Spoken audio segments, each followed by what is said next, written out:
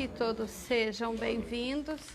Eu vou fazer uma leitura e depois a prece de irradiação. Os órfãos. Meus irmãos, amai os órfãos. Se soubesses quanto é triste ser só e abandonado, principalmente na infância. Deus permite que haja órfãos para nos animar a lhe servir de pais. Que divina caridade é de ajudar uma pobre pequena criatura abandonada, impedir que passe fome e frio, conduzir sua alma para que ela não se dirija aos caminhos do vício. Quem estende a mão a uma criança abandonada é agradável a Deus, porque compreende e pratica a sua lei. Pensai também que muitas vezes a criança que socorreis vos foi querida em outra encarnação. E se pudesses lembrar desse fato, a vossa atitude não seria mais caridade, porém um dever. Assim, pois, meus amigos, todo ser que sofre é vosso irmão e tem direito à vossa caridade. Não essa caridade que magoa o coração, não essa esmola que queima a mão de quem a recebe, porque vossas esmolas frequentemente são bem amargas. Quantas vezes elas seriam recusadas se em casa a doença e a miséria não esperassem por elas? Dai com delicadeza, juntai a ajuda que derdes o mais precioso de todos os benefícios, uma boa palavra, um carinho, um sorriso amigo. Evitai esse tom de proteção que revolve a lâmina do coração que sangra. E pensai que, fazendo bem, estáis trabalhando por vós e pelos vossos. Um espírito familiar, Paris, 1860. Vamos fechar os nossos olhos e agradecer a Deus a oportunidade de estarmos aqui reunidos na noite de hoje, buscando um pouco mais de conhecimento sobre a doutrina, agradecendo a Deus pelo dia que passou, pelo bem que tivemos, pelas pessoas com quem convivemos no dia a dia, pedindo sempre, Senhor, que Tu olhe por nossos familiares, pelos nossos amigos, pelos nossos desafetos, que Tu olhe pelas crianças, por aquelas pessoas que neste momento estão sofrendo por falta de bens materiais, por falta de um bem moral. Que Tu olhe, Senhor, pelos hospitais, por aquelas pessoas que sofrem da dor no corpo e no espírito, nos presídios, nas ruas, aqueles idosos abandonados, as crianças que sofrem maus tratos, aquelas pessoas que muitas vezes perdem tudo através das tempestades, da chuva. Olha, Senhor, por Teus filhos amados, que possamos renovar sempre a nossa fé em busca da bênção de Deus, do Seu amor, da Sua proteção, que Ele nos auxilie no dia a dia, que possamos lembrar sempre de agradecer o que temos, porque muitas vezes o que temos, o nosso irmão não tem, e está muito longe disso. Que possamos olhar os nossos vizinhos, do lado, da frente, de trás, com carinho, dando um bom dia, dando uma boa noite, espalhando o amor, espalhando a atenção, espalhando um carinho. Porque é uma corrente. Eu dou atenção aqui, faço um carinho aqui, o próximo já vai fazer adiante. Que Tu nos permita, Senhor, que possamos nos tornar pessoas melhores, pessoas com a fé, com a gratidão a cada dia. Que Tu olhe por aqueles irmãos que desencarnaram, aqueles que desencarnam muito juntos, por as famílias que perdem seus entes queridos, que estão na dor, no sofrimento, por aqueles que sofrem, pelo nosso planeta Terra, que passa por tanta transformação. Te pedimos, Senhor, que a tua proteção, que a tua paz esteja conosco, sempre, hoje e sempre. Agradecemos a equipe espiritual desta casa, que preparou ela antes de nós chegarmos, a cada espírito de luz que aqui se encontra, nos recebendo, nos limpando e nos amparando. E que assim seja. E na noite de hoje temos o nosso irmão, trabalhador da casa, o seu Olavo. Não botou o tema, né, seu Olavo?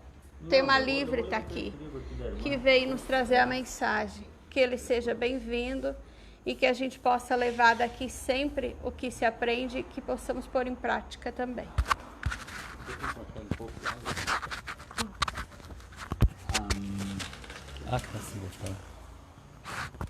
Bom, boa noite a todos, sejam todos muito bem-vindos.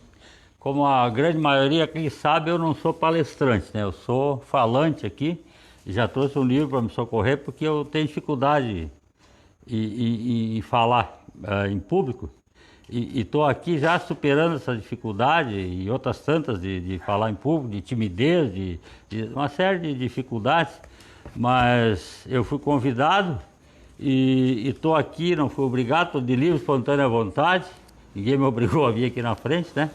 Eu venho por gratidão ao Espiritismo, né, que me deu tanto, porque eu sabendo hoje, no momento das dificuldades que eu ainda tenho, dificuldades psicológicas, espirituais, de toda forma de dificuldade emocional, eu imagino, se eu não tivesse conhecido o Espiritismo, que condições eu teria de tocar minha vida para frente. Então, eu tenho certeza que o Espiritismo salvou a minha vida física. Eu não daria conta de tocar a vida se eu não tivesse conhecido o Espiritismo. E ele chegou até mim através do Livro dos Espíritos, no momento da minha vida mais difícil, que eu estava enredado no vício do alcoolismo e não conseguia me livrar por nada desse mundo. Já tinha decretado, já sabia, já tinha dito, olha, tu vai morrer como tu quer, bebendo e porque tu não consegue, já não achava força para parar com o tal do vício.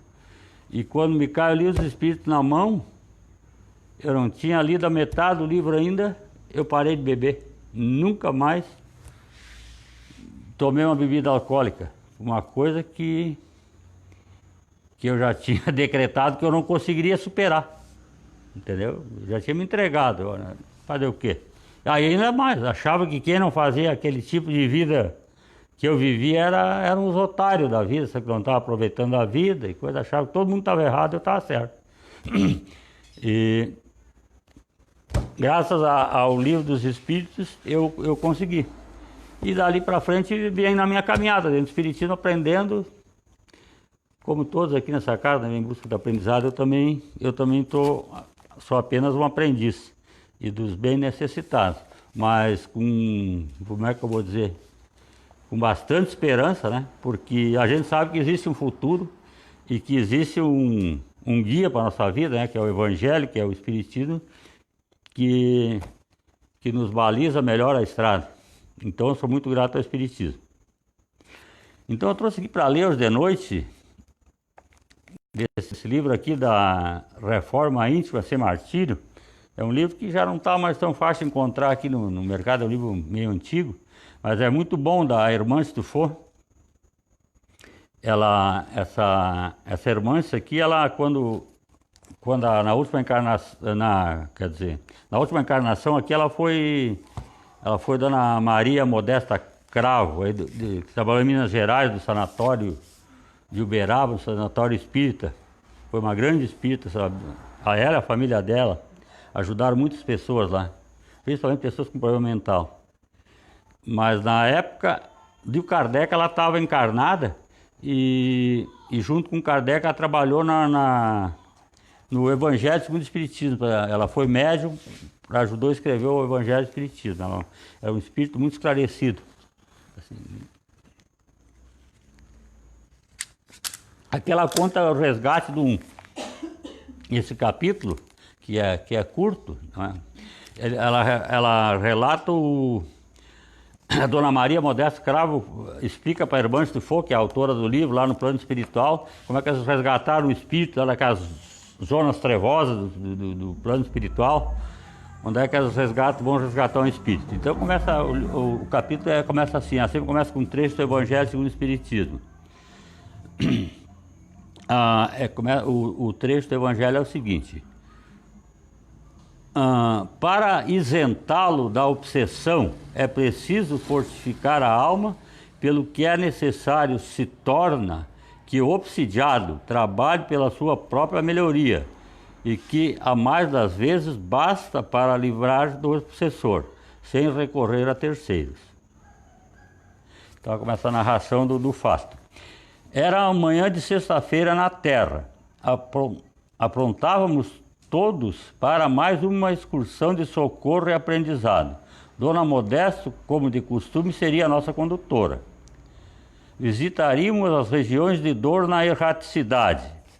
Para quem não sabe assim, o que é erraticidade, né, nos termos espíritas, é esse período que a gente passa entre uma encarnação e outra no plano espiritual, seria esse período que se chama de erraticidade. Antes, porém, beneficiaríamos o médium Sinésio, que cumpria a tarefa de papel de polo magnético atrativo. Tarefa apelidada pelo humorado doutor Inácio Ferreira como isca mediúnica. É o médium que atrairia esse espírito das trevas para que pudesse ser atendido. Nossa equipe compunha-se pela jovem Rosângela e Pedro Elvésio. Além deles, diversos componentes do bando de irmão Ferreira estariam cumprindo a atividade de defesa. Irmão Ferreira é excelente trabalhador das regiões abismais. Graças à sua índole corajosa e seu incomparável poder mental, tornou-se o que se pode chamar, segundo Dona Modesta, um cangaceiro do Cristo. Esse Ferreira aqui, irmão Ferreira, é o Virgulino Ferreira, o Lampião, temido rei do cangaço lá do Nordeste, que quando encarnado fez horrores lá naquele Nordeste. Eu sei porque eu li um pouco a respeito da vida dele. Ele era o capeta mesmo, sabe? Ele fez muita atrocidade, muita maldade, procurando fazer a justiça a modo dele, querer ajudar os mais fracos, coisa. Mas ele era um justiceiro implacável, não aceitava o menor deslize, ele matava na hora. Não dava colher de chá para ninguém. Mas olha só, isso até é muito consolador, sabe? Porque um homem que isso foi nesse século passado, agora 1900 antes da Guerra Mundial, um pouco, 1940 e poucos por aí, que eu até já era nascido, ele estava fazendo todas essas atrocidades lá, e agora, tantos poucos anos depois, ele já trabalhando bem, e lá no plano espiritual, como vai dizer aqui, ele sofreu muito nas regiões trevosas lá, ele sofreu bastante, para até cair a ficha, né, de que ele tinha cometido tantos erros, sofreu muito. Mas ele foi mandado buscar lá naquela região, onde é que ele estava de sofrimento, para o próprio Jesus.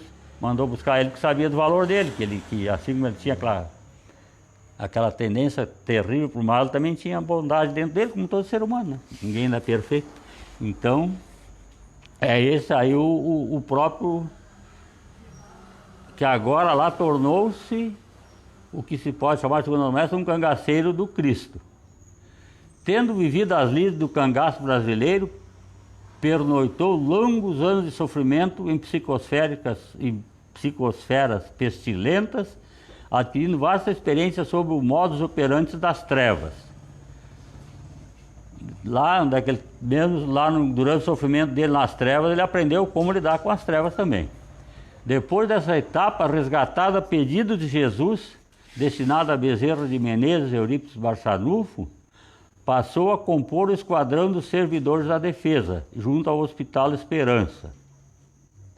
Esse Hospital Esperança é um hospital no mundo espiritual, que aqui na Terra, lá em Minas Gerais, ele tinha um correspondente, que é o Sanatório Espírita, lá que foi fundado pela família da Dona Modesta Cravo, e se transformou no sanatório espírita lá, que tinha o nome de Hospital Uberabense, Sanatório Uberabense.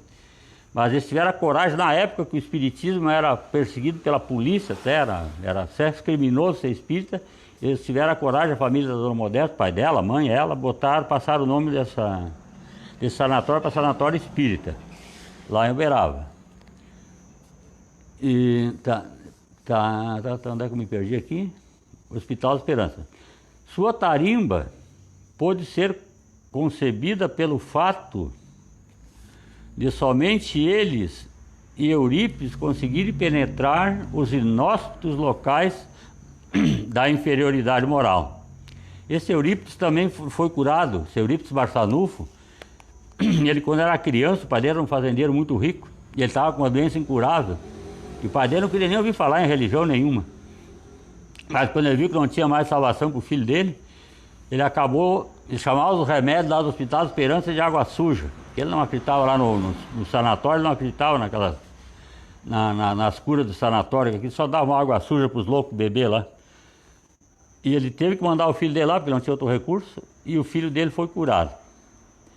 Então esse Eurípides Barçanufo, depois desenvolveu a mediunidade, e ele tinha uma mediunidade muito curiosa, que eu acho que era a mesma que Jesus tinha, porque Jesus falava com as multidões, sem alto-falante, sem nada, né? Não estava tudo aqui pertinho, estava espalhado pelas coxilhas ali, né? E Jesus falava e todo mundo ouvia. Não sabe como. E esse Eurípides Barçanufo tem o mesmo tipo de fenômeno com ele. E quando ele estava em oração, de tardezinha ou pela manhã, ele fazia as orações dele, e toda a localidade lá ouvia. A localidade pequena, mas, né? Até gente contou, um outro livro que eu li, que estava lá na beira do rio, numa cachoeira barulhenta, pescando, e ouviu a prece desse Eurípides Barçanufo quando ele rezava. Um fato muito interessante, eu achei. Então, o Eurípides, pelas suas conquistas, irmão Ferreira, por ser um embaixador do Senhor, com recursos especialíssimos de força, a ele emprestado para o serviço do bem, da remissão de si próprio. Então, trabalhando como o cangaceiro está trabalhando lá, o Ferreira, né? O Virgínio Ferreira, ele já está trabalhando em benefício de si próprio. Nosso irmão é o testemunho de que a proposta de Deus é a inclusão, jamais deixando qualquer de seus filhos sem a misericórdia de um recomeço. Sinésio é um médium aplicado de vastas qualidades em desenvolvimento com seu esforço moral. Na noite anterior, foi estabelecida uma conexão mental com uma entidade perversa do grupo dos dragões. O grupo dos dragões, aqui é dar uma breve explicação quem são os dragões. Dragões, espíritos calados no mal, desde eras primeiras da criação do planeta, e que esperam em zonas inferiores da vida, personificando líderes de rebelião, ódio, vaidade e egoísmo. Não são, todavia, demônios eternos, porque individualmente se transformam para o bem no curso dos séculos, qual acontece aos próprios homens. Essa é a nota do autor espiritual. Os dragões são esses espíritos de regiões muito inferiores do plano espiritual e que fogem muito da reencarnação, não querem reencarnar por nada do mundo, então estão sempre fugindo, por isso estão há séculos lá sem terem voltado para aqui, para a face da Terra. Mas eu me perco aqui cada vez que eu falo, eu não me acho mais. Né? Tá. Era o perverso da região dos dragões. Às 7 horas em ponto, nosso grupo de assistência chegou a seu lar. Ele havia despertado com bom humor, mas logo que retomou seus deveres, a sanha perturbadora do desencarnado alterou seu campo mental. Notamos que às 7 horas e 30 minutos suas mentalizações pairavam em torno de irritações e aflições inúteis e sem razão. Digladiava com preocupações da rotina material sem justos e necessários motivos, enquanto o hóspede infeliz induzia pensamentos de derrotismo e de raiva. O hóspede infeliz é esse dragão que ele estava atraindo para ser atendido. Às 8 horas, Sinésio apresentava um quadro de intensa pressão arterial que caracterizava a obsessão simples, da qual ninguém está isento nas esferas terrenas. Víamos claramente o sofrimento do medianeiro, o qual sabia lucidamente tratar-se de um episódio mediúnico. A cada hora intensificava mais a situação, graduava-se o assédio a cada minuto. O médium está sabendo que ele está nessa missão, né, de atrair esse espírito para que a outra equipe possa atender ele.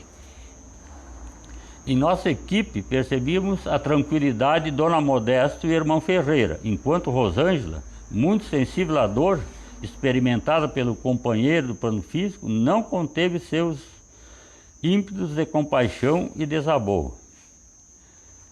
Mas, Dona Modesto, por que deixar esse quadro correr a solto? São passadas 3 horas e, pelo que vejo, das próprias reações físicas do médium, ele terá o desajuste coronário sem demora. Porque esse médium está encarnado, né? Ele está fora né? Ele está no corpo físico, ele não está desencarnado como o resto da equipe. Ele é o único trabalhador da Terra, mediúnico, que vai ajudar nessa missão.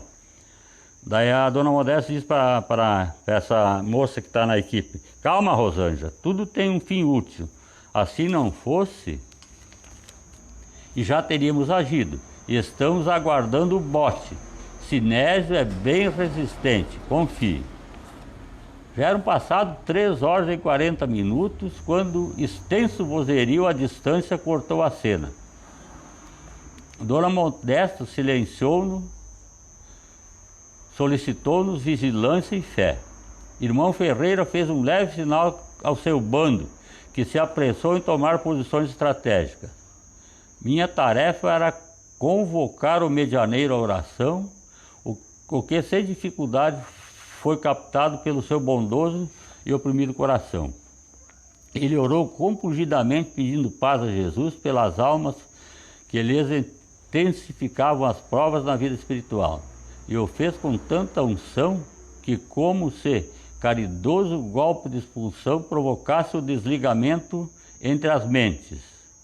Vemos o dragão literalmente caído, tal como se houvesse tomado um choque de graves proporções. Nessa hora percebemos a origem do vozerio.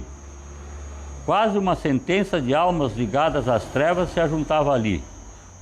Um deles pronunciou: o que é isso? Um dragão tombado? Quantas vezes vamos pelejar para derrubar um infeliz tão fraco como esse?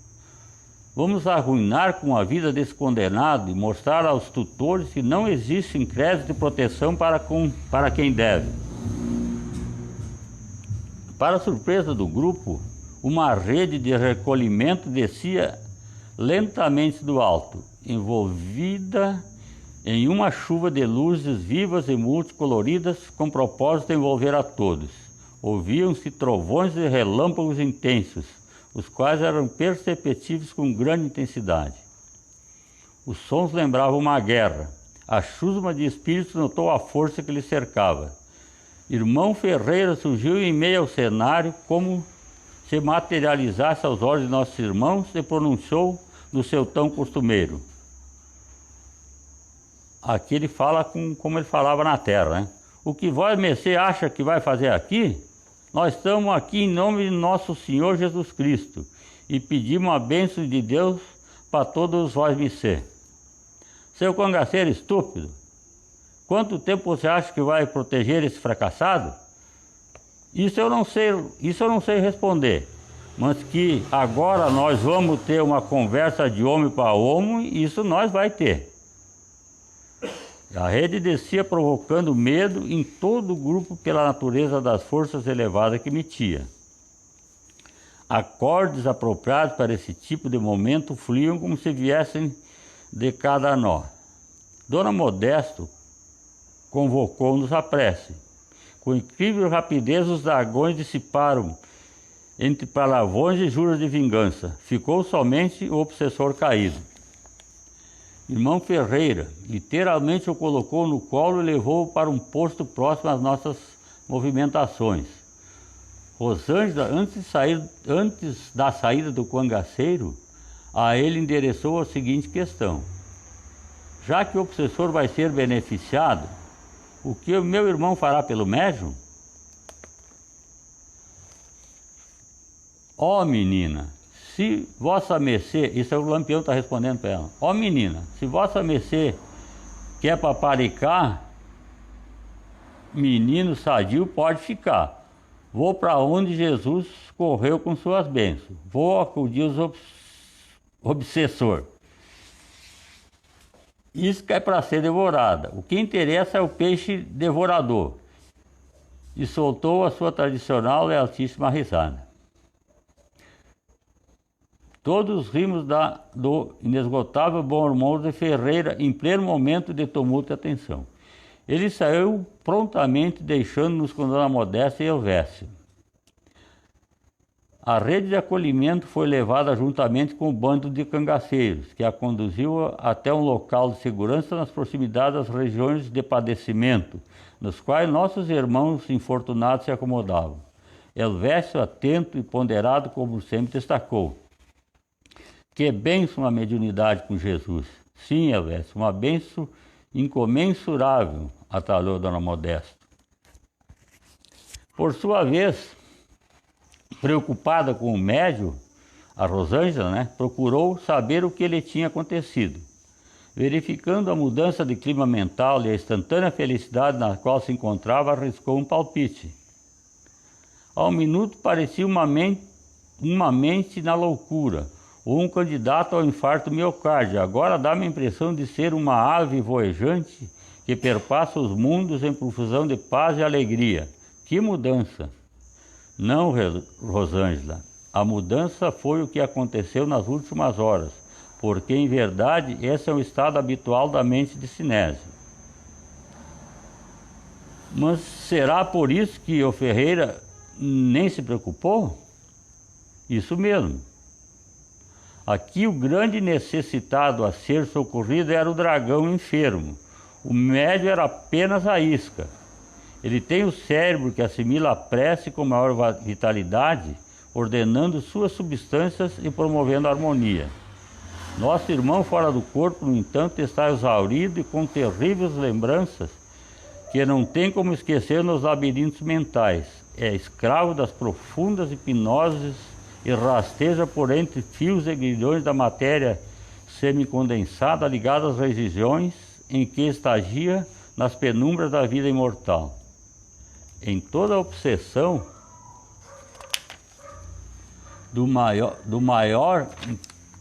em toda obsessão, a dor maior é sempre daquele que não tem um corpo físico para abafar as traumáticas reminiscências de outros tempos. Os desencarnados sabem e podem mais pela liberdade de ação. Os encarnados, entretanto, estão mais bem aquinhoados de estímulos para vencer os circuitos viciosos da dor e das recordações. Seria justo considerar que o sofrimento de algumas horas de Sinésio é menor que as lutas enfrentadas por essa criatura que aqui foi amparada? Sem dúvida nenhuma. Nossos irmãos na terra tratam os obsediados como vítimas de cobradores impiedosos, tão somente porque não conhecem com nuances os infinitos e complexos dramas da mente sem o torpor da matéria. Se pudessem conceber semelhantes dores, chorariam pelos que aqui se encontram.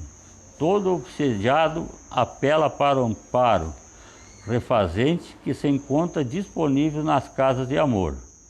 Os obsessores, no entanto, não descobriram ainda como definir seus caminhos perante as graves perturbações emotivas que carregam e se ilude com as sensações inferiores de vingança e humilhação perante quantos fazem luz que os importuna e agride.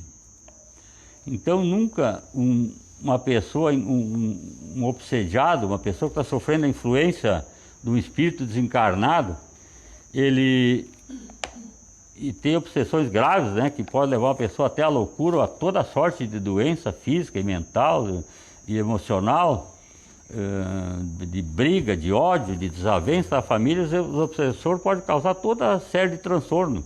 Se a pessoa começar, né, a deixar ele buzinar no ouvido dele, porque a pessoa encarnada muitas vezes nem sabe que aquilo não é dele, que os pensamentos nem são dele, são desse espírito que por um motivo que nunca é de graça, né?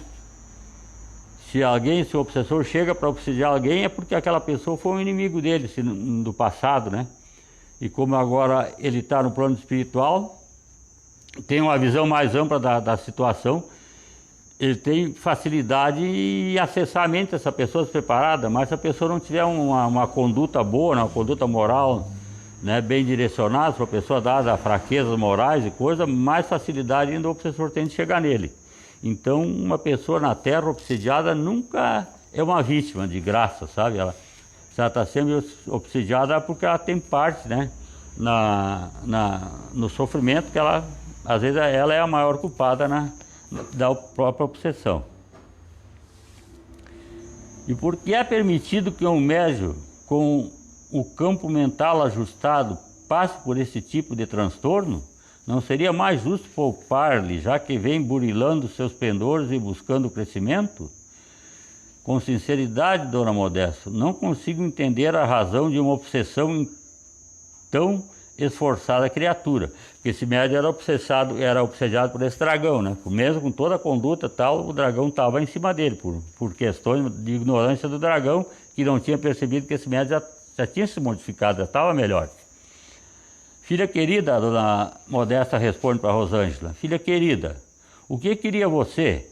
Que Sinésio ajuntasse luz somente para ostentar grandeza? Que bens adviriam de uma mediunidade se o médium, a pretexto de sossego justo, não mais desejasse usar sua luz para exterminar as trevas do mundo? Essa é a chamada pressão espiritual por testemunho. Quadro comum na vida dos trabalhadores do Cristo. Mesmo quando guardam cuidado e vigilância, devoção, disciplina com a conduta, são chamados a servir e testemunhar seus valores. Na Terra, o homem ainda cultiva a ideia da melhora espiritual como forma de regozijo e paz perene e egoísta. Você mesmo, Rosângela, que veio da formação evangélica, sabe bem do que estou falando.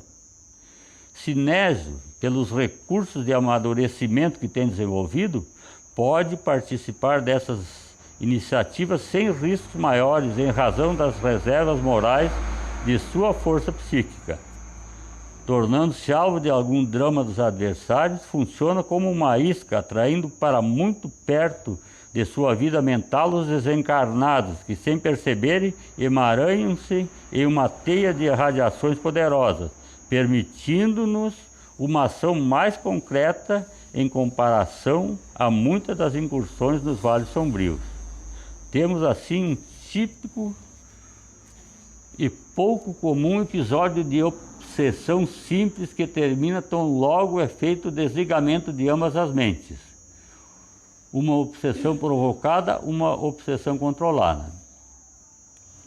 Mas se nosso irmão não dispusesse de algum recurso no campo moral que ensejasse essa iniciativa, simplesmente não cometeriam os absurdos de entregar uma esperança nas mãos do fracasso. Nesse caso, além de poder servir a lei de amor, o médium dilata suas resistências espirituais, logrando um excelente patrimônio autodefensivo para esses instantes tormentosos da Terra. Atualmente, até mesmo os que não peregrinam pela mediunidade ostensiva são atacados por espessa nuvem negra bacteriana que paira na psicosfera da Terra, capaz de provocar os mais diversos prejuízos, conforme os costumes de cada criatura.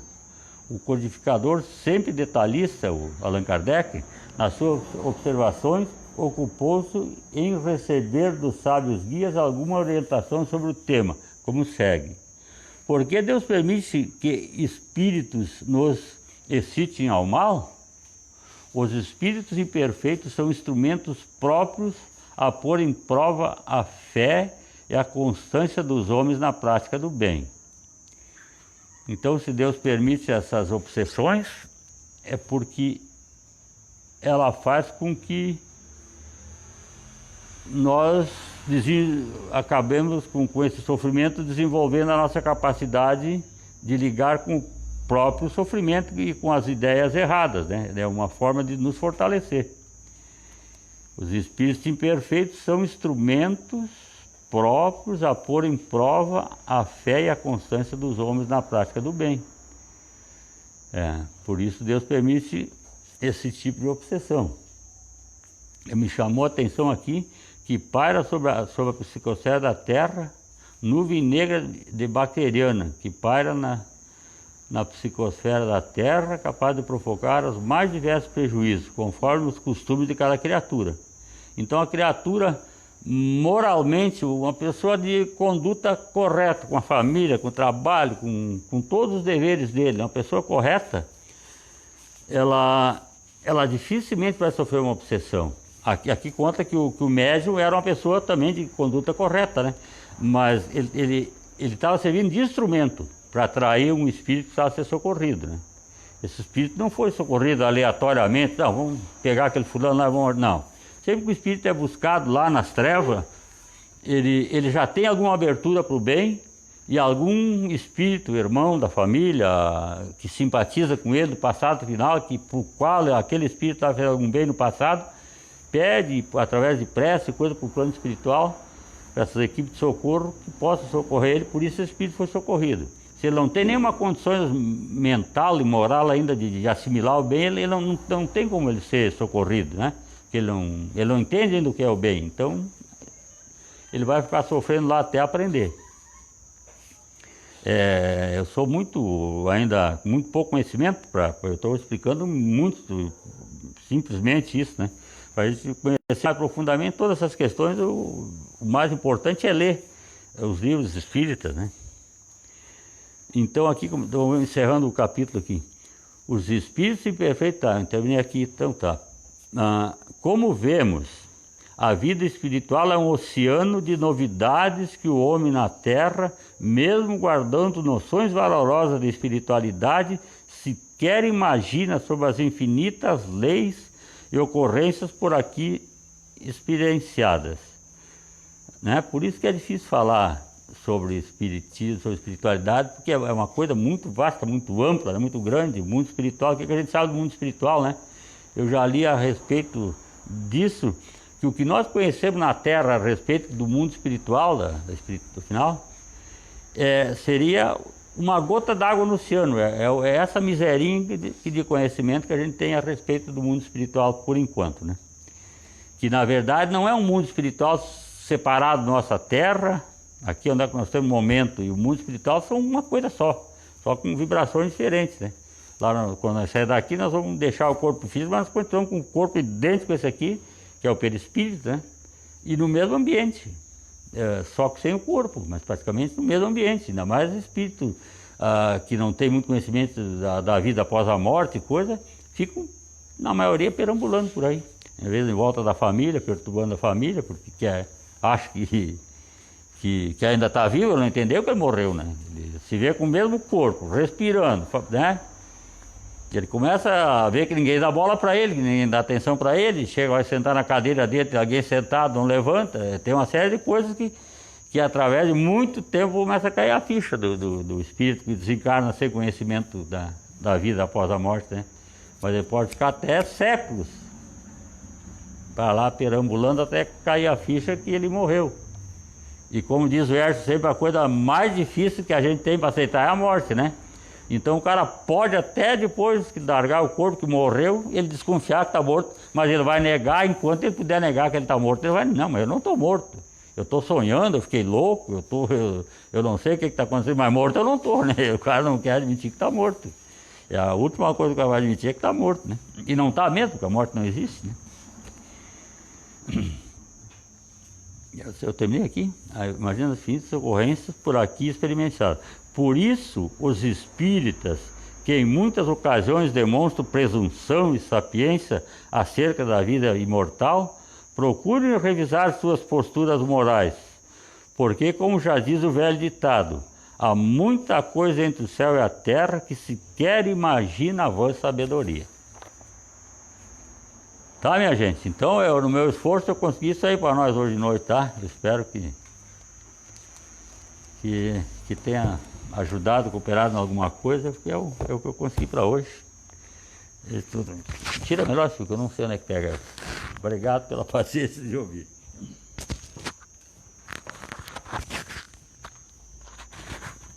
Seu Olavo, esse livro é maravilhoso, né? Ele tem muito ensinamento, né? Eu não dou, não empresto. Mas que bom se cada um de nós pudesse ler e ler mais de uma vez, porque cada vez que lê, tu tem um entendimento diferente, verdade. né? E trouxe um belo de um tema para nós, né? A casa agradece, casa agradece e até a próxima convocação do Paulo. Não tem próxima, não. Ó, Paulo. Tô brincando. Tá, então vamos agradecer por esse momento, né? Por tudo isso que o seu Olavo nos trouxe, que a gente possa refletir.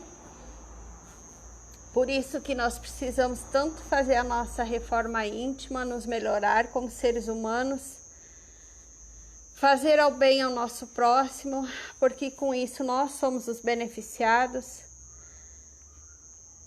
Procurar perdoar mais, olhar o que o Mestre nos ensina a cada folha que a gente lê no Evangelho, a cada capítulo que a gente lê, porque temos muito a aprender. Como disse o seu Olavo, o que a gente sabe é uma gota no oceano.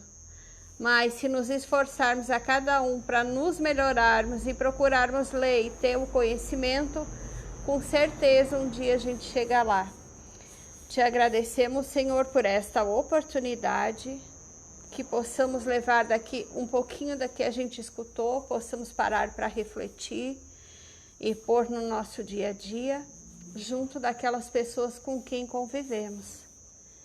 Que possamos transformar o nosso dia a dia em um dia melhor, que possamos ter mais paz, que possamos usar mais da caridade, possamos exalar mais amor, a benevolência, que possamos a cada dia nos melhorarmos um pouquinho, que possamos lembrar também sempre de orar por aqueles irmãos que estão por aí perdidos, como foi colocado aqui na noite de hoje, que já desencarnaram, mas que muitas vezes nem se dão por conta disso, que possamos orar, que a cada um seja levado e seja dado conforme o merecimento de cada um.